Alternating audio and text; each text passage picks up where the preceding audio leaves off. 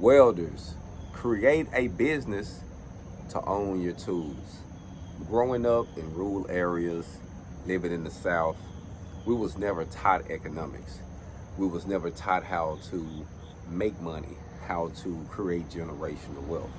All we know how to do is to go get a job, is to go trade our time in for some money. And growing up in certain areas, we was learned how to hustle, and we used to put things in our mom's name and auntie's name, so that way nothing would be in our name. But we had the concept, but we didn't fully get the concept. See, with business, we have to learn that we don't want to own nothing. You don't want your car, you don't want your tools, you don't want your equipment, you don't want nothing in your name. You want it in your business name, because if it's in your name, it's a liability and it can get took. Lawsuits, different things that can happen that can make it easy for them to just come take your stuff. But if you create a business, you protect your tools, family, anything you buy. Right now, I just got some small equipment out here just to give you an idea.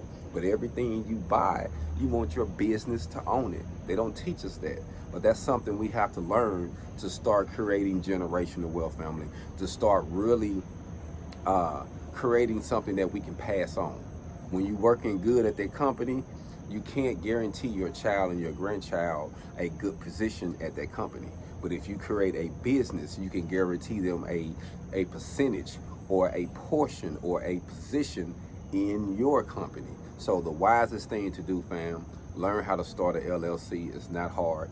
Get you an EIN number, start your business, get you a separate business account, get you a separate address for your business, a separate phone number for your business. Let's start thinking business. Let's start a business, fam. And using welding is great because you can get a job, you can start a career, or you can create a business. And one good thing about it is you can do it all independently.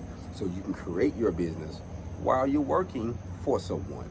So while you're working for someone and you're buying your tools, you can have your LLC established. You can have your EIN established. You can have your umbrella established to protect your company.